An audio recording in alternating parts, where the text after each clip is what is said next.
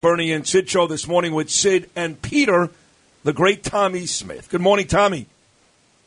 Good morning, Sid. Good morning, Peter. It's 13 years ago today. I got up, I was shaving, and I said to my wife, "Where's my glasses?" And she said, "They're on your face." That's how excited I was to be Grand Marshal. Well, this is going to be, that's funny, Tommy. This is going to be the second straight year because of the COVID with no parade. Is there a Zoom? Are you doing something for NBC today?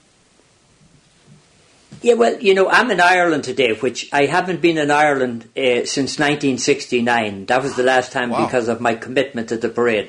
But with no parade this year, I decided, hey, I'd go back to the Emerald Isle to see what it is. Tommy, where are you? It's very...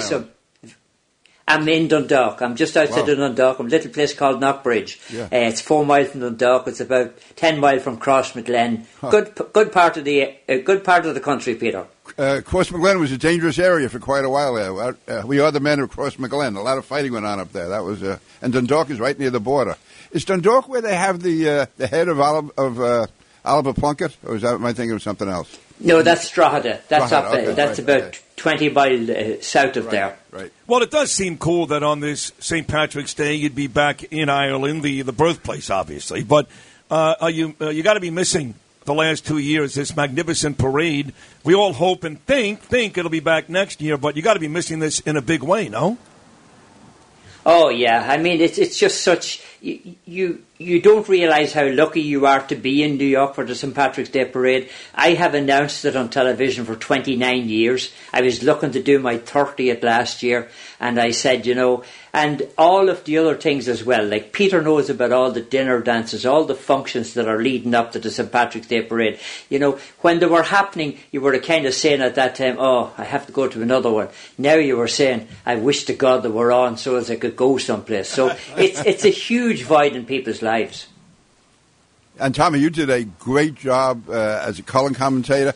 I didn't always see it live because I was at the parade, but we used to DVR the parade and listen to your voice. You really caught the right tone, I think, of both being Irish and Irish-American and, again, what it meant to be Irish-American in New York. And, a lot of people don't realize that when the parade first started, it was a time of tremendous persecution of the Irish. And that's why the parade every year was led by the Fighting 69th, because they actually protected the Irish churches from being burned down at that time. Yeah, and I think there's a great story, Peter, there. One of the times that they were threatening, the Know-Nothings were threatening to burn down St. Peter's, and the Monsignor at St. Peter's, he said, I could call out the Fighting 69th, but he didn't want any bloodshed. So what he did was he went to the Ancient Order Hibernians and he said, look, I need some help. And they got 250 lads with hurling sticks. Now, you know what a hurling stick is. It's used for playing the national game of hurling. And he stood them around the cathedral. And I'll tell you one thing, there was nobody willing to step up to try to get by those lads with the hurling sticks. It's one of the greatest stories of protection ever without ever spilling a drop of blood. Wow, Tommy Smith joining us live from Ireland on this St. Patrick's Day. Tommy has his own show on Sirius XM, noon to 3 every day, Grumpy Pundits. Does the parade for NBC every year. One of the great soccer voices, too, I must make mention, a great soccer analyst throughout the year. Tommy, obviously, I just mentioned the fact that now 2 years running, no parade here. And we tend to think in New York, whatever happens here happens every place else except for Florida. So what is the COVID situation like in Ireland today? And will you folks be out there reveling in the streets? No. Ireland is on close down. Ireland is shut. Yeah. The pubs are closed. There's no parade. There's nothing happening. You're not allowed to go any further than 2.5 kilometres, which is about 3 miles from your own house. It's a dire situation here. They've had close to 5,000 deaths. They've had 250,000 cases of COVID, and for a small country like Ireland, that's a disaster. And they're really closing down on it. They're trying their very, very best to eradicate it. I mean, they're also given the vaccinations, but they got a little bit of a problem during the week because they were using that vaccination that has been pulled off on account of the blood clots. So it's a very quiet place. The only place it's St. Patrick's Day today is in your heart.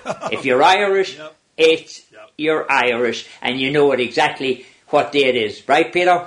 No, you're right, absolutely. But you mentioned the lockdown. My cousins in Limerick, they basically are living in their houses. It's again, what's 2.5 kilometers? You only can travel about a mile from your house. That's it. Yeah, right. It's really tough. Yeah. Also, Tommy, again, this is one thing I always question about the Irish. You mentioned hurling, and I've had cousins who play that. That to me is the wildest, craziest sport.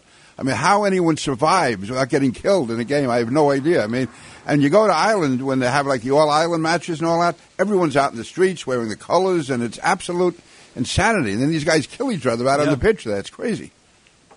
Well, it's the oldest field game in the world. And the thing about it, Peter, is the reason why people don't get killed all the time is because they're so skillful. They know how to play the game, and they know how to avoid all the different situations in it. But it's amazing. This week, they have what's called the Cheltenham Race Festival, which is a big race festival in England, where normally there would be 80,000 people there, 40,000 of them Irish, because Ireland is known for their jumpers and their hurlers. And, I mean, everything. That's the only thing that's on now. It's on television here. It starts now at 1 o'clock. The Irish had 5 winners yesterday to the English 2. So, I mean, they've gone to Ireland and they're taking away their biggest prizes in the racing world. It's on today, it's on tomorrow, and it's on Friday. That's exciting stuff. So on the way out, Tommy, I'm going to ask you the same question I posed to the head of the Catholic League, Bill Donahue, on this show about 45 minutes ago. And that is that when you look up the history of St. Patrick's Day on the Internet, they eventually get to a clause in the Wikipedia which reads criticism.